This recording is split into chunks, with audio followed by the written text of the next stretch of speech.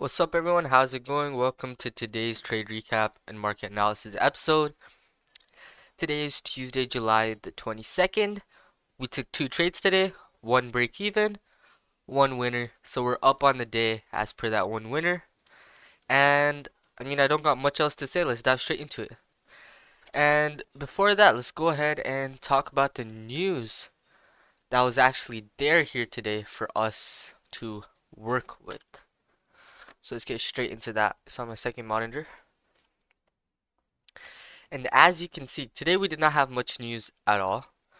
We did have Mr. Jerome Powell speaking around 7:30 a.m. Central Time, but he concluded speaking before market open, so we did not have to worry about his remarks during that time. And yeah, that's essentially it for the fundamental news portion of things. We did have Coca-Cola earnings and earnings of that nature, which we did analyze prior to market to build us a better sense of sentiment. But other than that, other than earnings and powwow, there wasn't much else that we needed to worry about. So there wasn't much else we needed to do. But yeah, I don't have much more else to say. Let's just start doing our market analysis from market open to the end of market session. And as you'll see today, the second half of market session was extremely choppy. Just take a look at that price range that we've been making right there.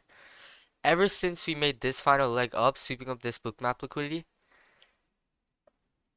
all you see is choppy action between this range like such. And honestly, that's not optimal to trade in. No setups during that period as well. And that's the beauty of a system that's been built and refined over a large and long time span, because then you understand what works during different conditions and what doesn't. For example, in a condition like this, unless you have optimal and high volume and passive metrics within the market, it typically does not work.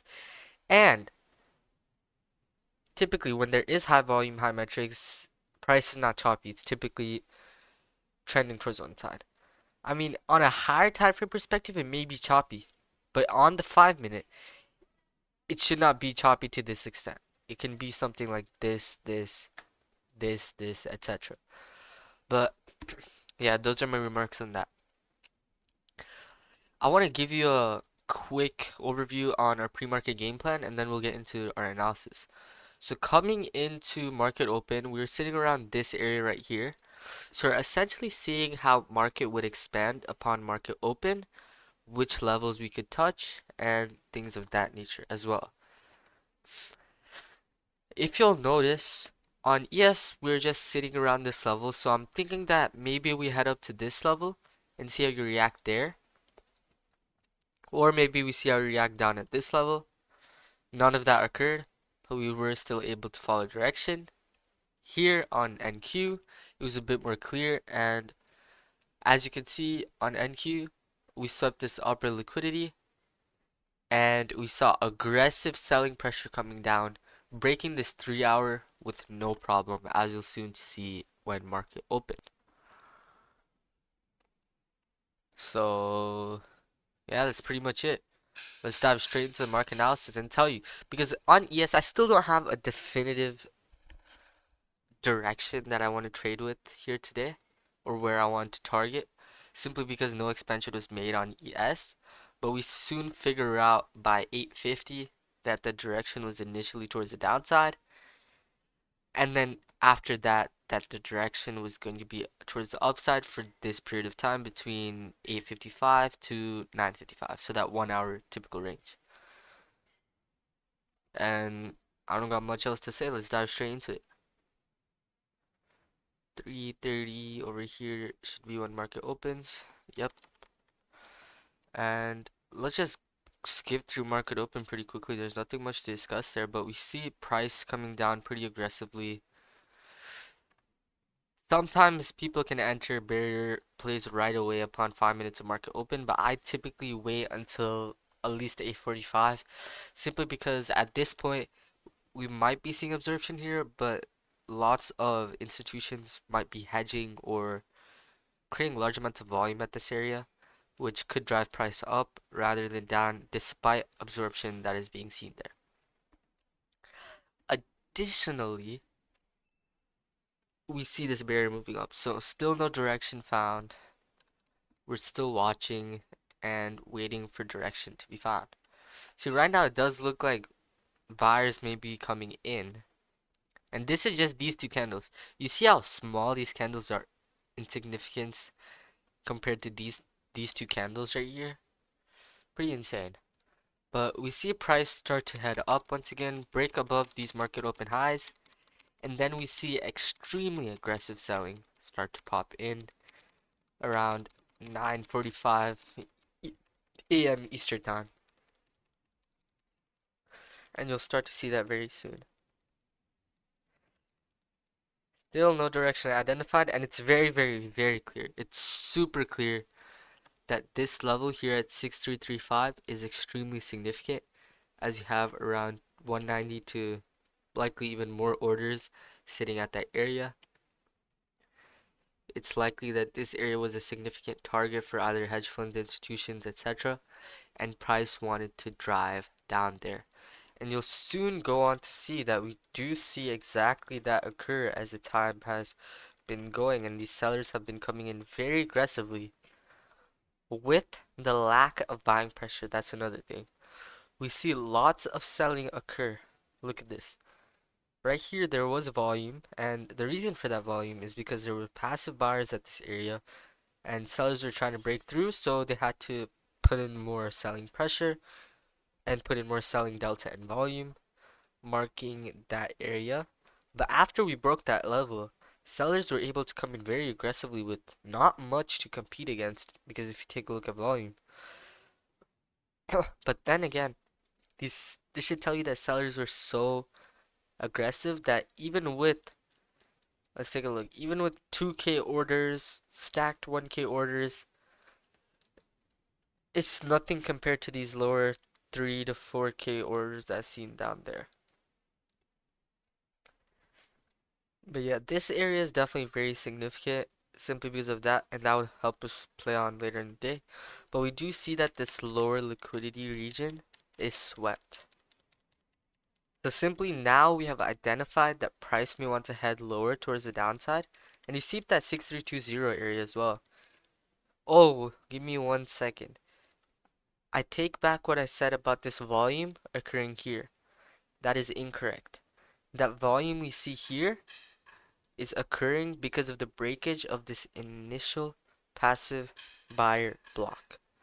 To break that big passive buyer block, a large amount of sellers had to come in. And the large amount of sellers are being depicted on the footprint right here. As we come down and touch it to this passive buyer location, we see lots of selling. Lots of passive buying there, which needed aggressive selling to break through. And that's exactly what we're seeing down here.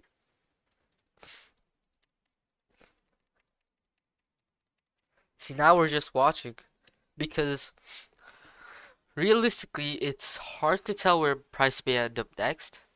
We don't really have anything to target on the downside, right? And at this point, I would be preferring shorts because of the such extreme selling pressure we've gotten early in the market, and this is extreme as well.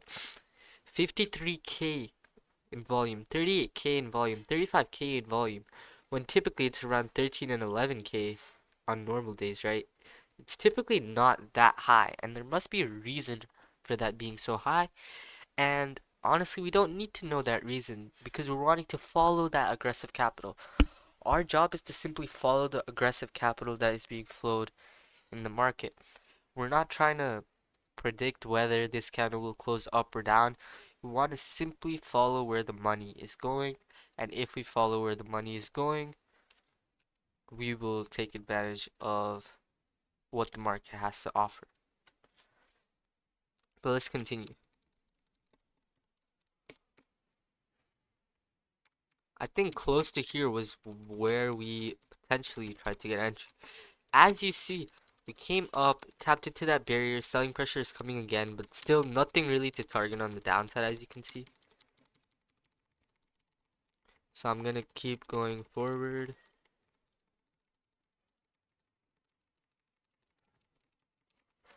We have this small barrier here at 6330, as you can see right there. 127 contracts, which could be significant.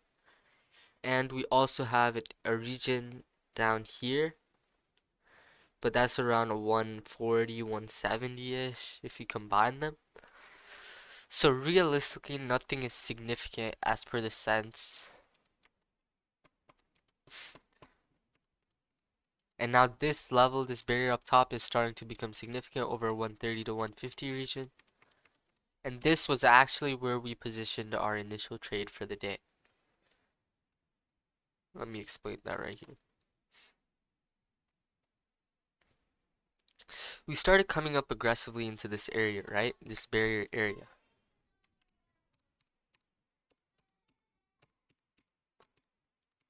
And we started seeing selling pressure start to occur from that, right? Since this book map is not widened out quite yet, simply because of such a big move we saw there, it's hard to potentially tell whether we're tapping into that area, but it does look like we've tapped into that area, seen buyer absorption noted by this high volume region in this area right here, and then now sellers are starting to come in, as you can see by that bubble.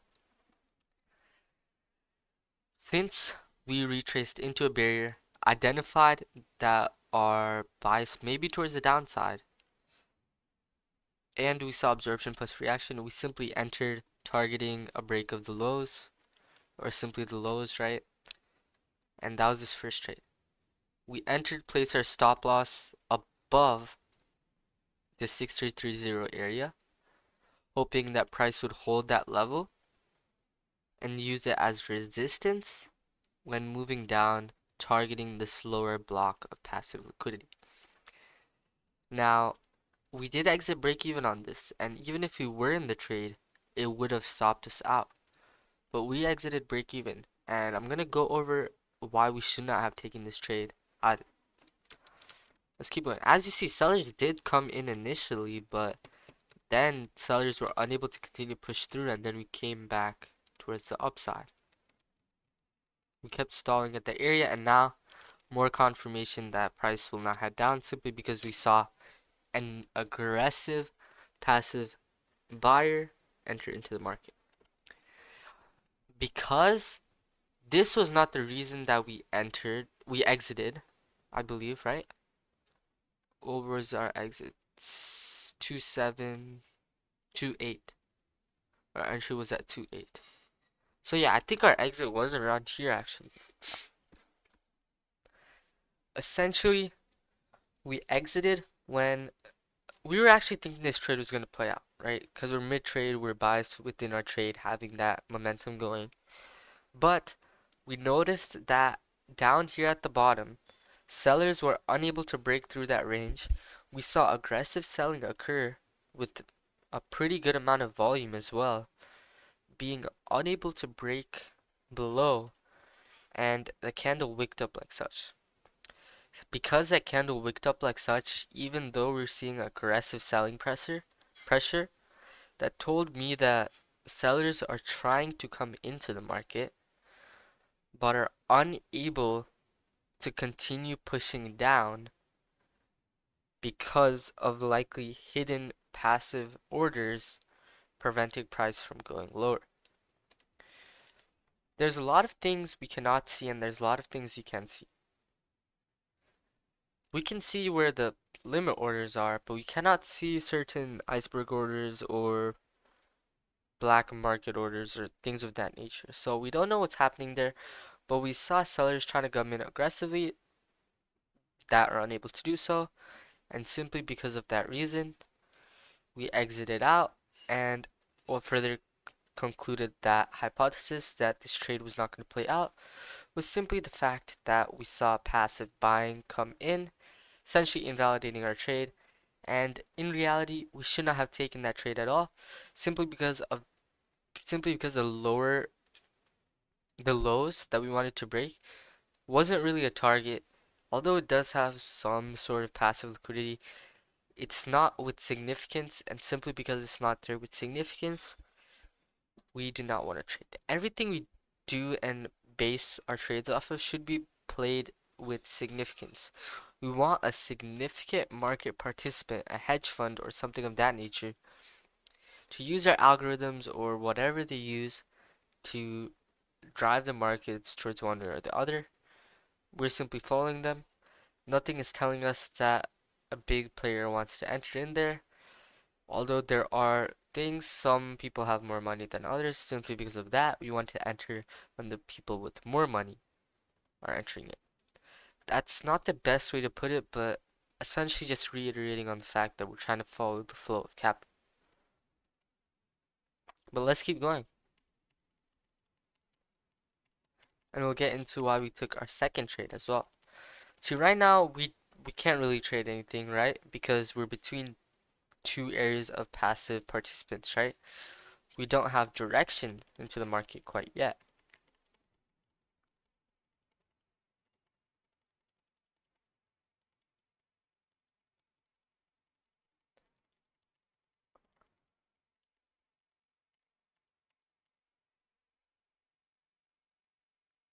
And it's still like such. We just keep going. I'll tell you exactly where we entered in our trade. Our second trade, not our first trade. Our first trade was break even. This is our second trade, which was our win for the day. So right now we're coming down to this lower region, as you can see down there, and sellers are trying to step in once again. Sellers are unable to step in. I'll tell you, wait, we saw that occur. I'll tell you exactly where we entered in. Honestly think we got a late entry on this one. We could have definitely got an earlier entry. We entered. Oh, wait, I missed it. Wait, it was even higher. Right there. We entered right there.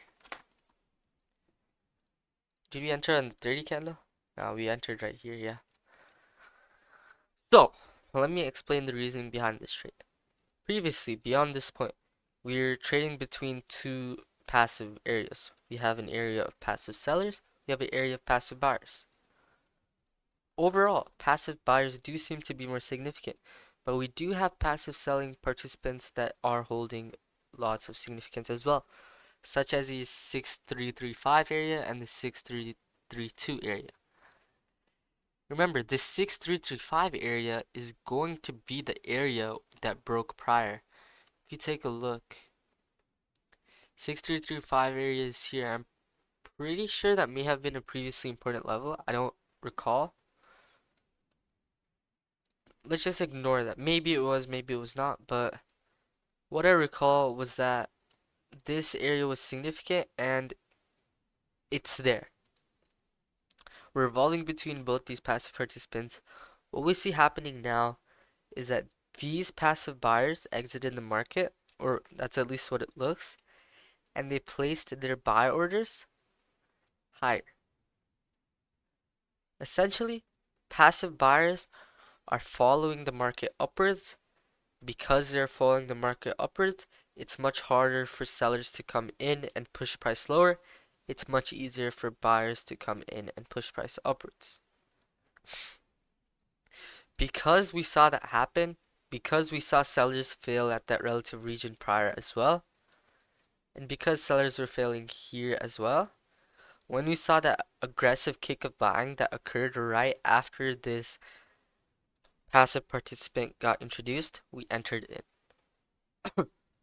And initially, we're targeting the 6335 area simply because that would make a good target and it's the most solid level to target. And our stop loss below this 6325 level.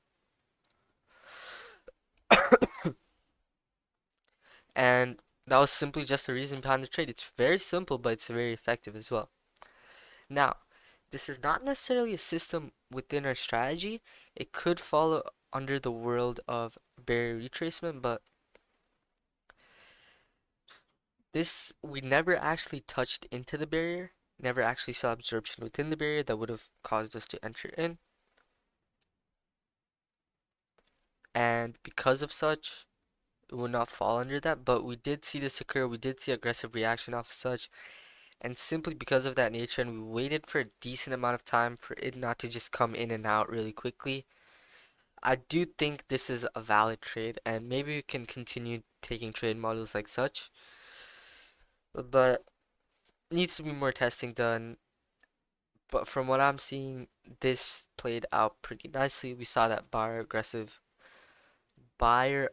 continue. Previously, we saw seller aggression showing weakness of sellers, and as we're moving down, sellers are not making as much volume as well.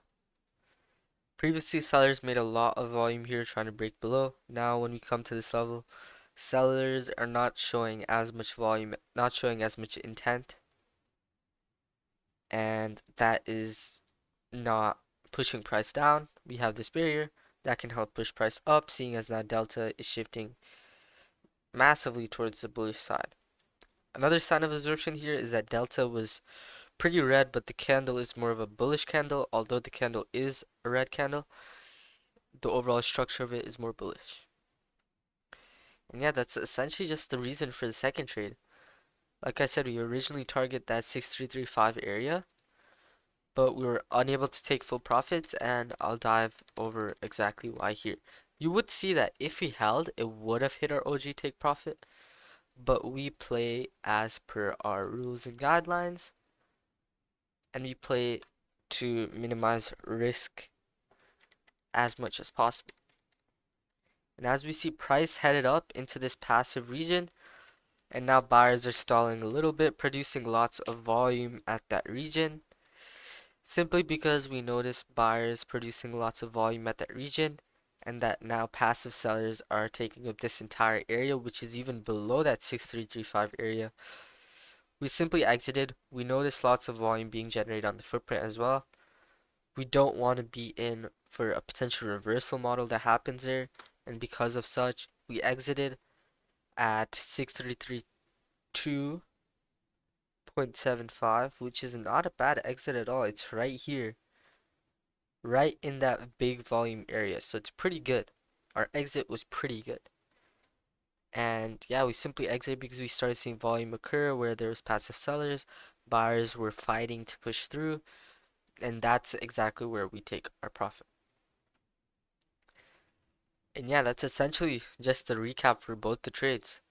Now what I want to do is keep going, seeing if I missed any trades, but I'm not gonna go past 10 a.m. simply because after 10 a.m., look at all this choppy action that we had. And I can just skip through it and show you guys there were no other setups. And honestly, I'll just do exactly that because why not? We do see potential liquidity flipping there, but we see passive sellers are above there as well, preventing us from going higher. Now we have this level at 6325. We have that level right there. Uh, Let me see, 643, 643, 643. Should be right here. Oh yeah, nothing there.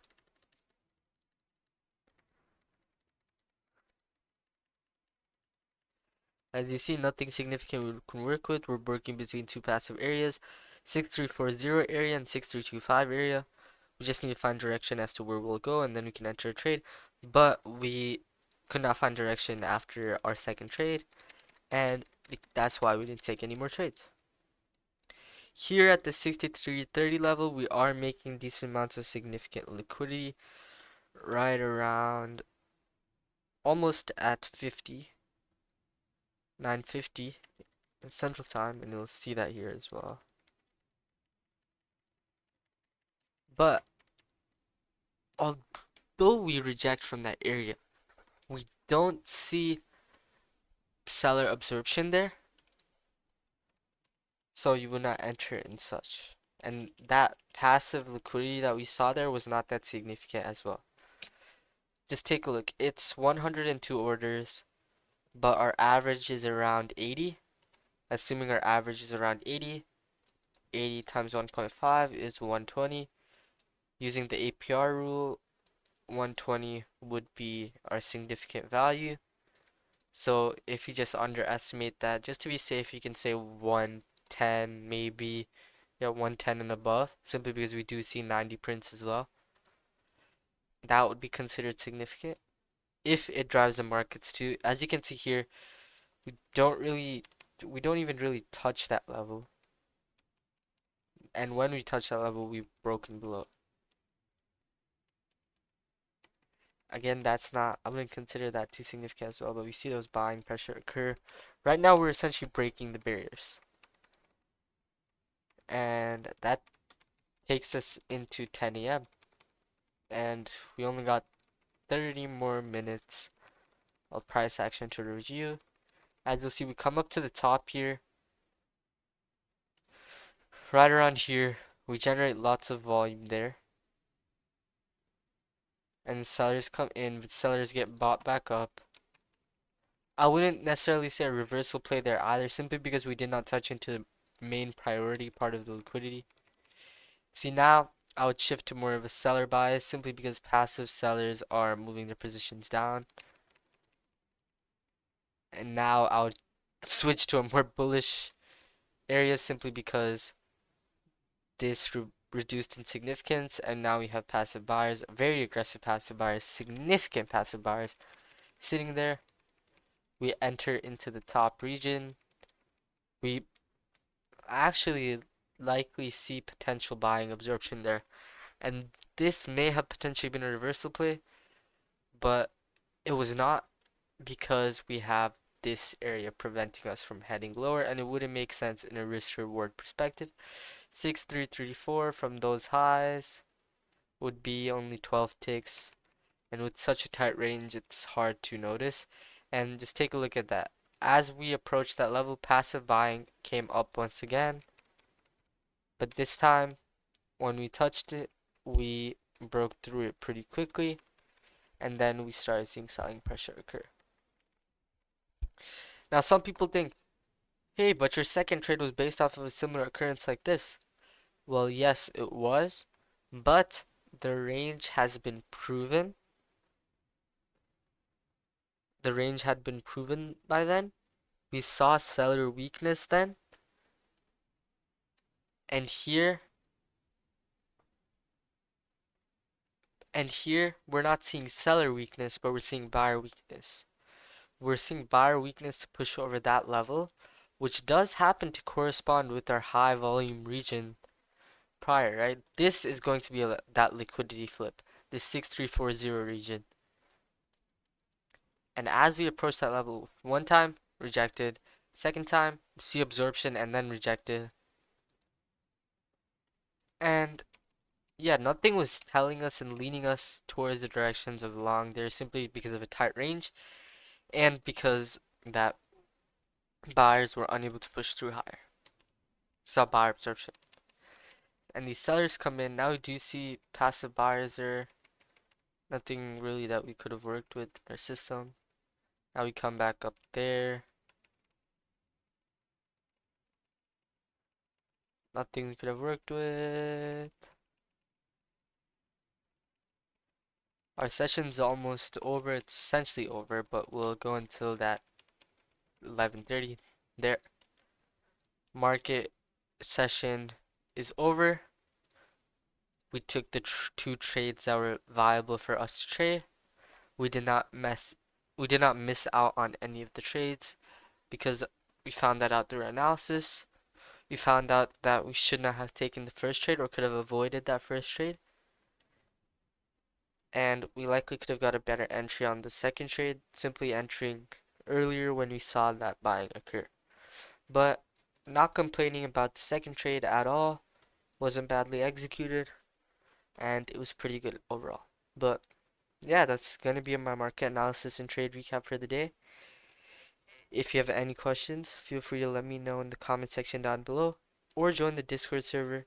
Link is in the description down below. It's completely free, and you can connect with me and ask questions, and you'll likely gain a thing or two out of that server as well, all for completely free. Also, if you want to take advantage of footprint tools and order flow tools like the footprint and Bookmap for completely free starting today, take a look at the Bookmap live stream. Link is in the description.